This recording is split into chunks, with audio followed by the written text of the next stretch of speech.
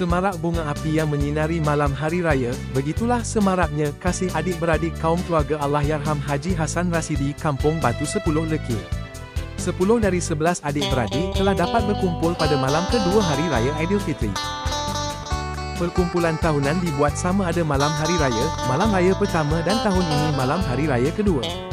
Untuk memeriahkan suasana menyambut hari raya, acara bermain bunga api merupakan kemuncak sambutan. Alamak, tanpa diduga bekalan elektrik terputus sewaktu acara hendak dimulakan. Namun perkara tersebut diselesaikan dengan bantuan cahaya lampu kereta. Sebilangan kereta digunakan untuk menerangi halaman rumah.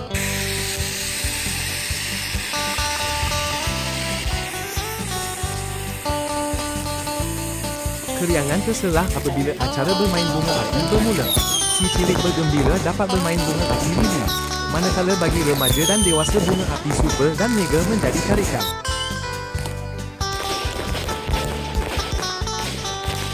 Percikan bunga api yang pelbagai corak dan warna telah menarik perhatian semua. Cahayanya yang marak telah menerangi kegelapan malam buat seketika di halaman rumah. Tidak kurang juga bunyi letupan dan letusan bunga api yang kuat telah menimbulkan rasa keseronokan yang tersendiri. Tetapi ada anak kecil yang berasa takut. Terpaksa si ayah menutup telinga si anak. Alhamdulillah, bekalan elektrik kembali pulih.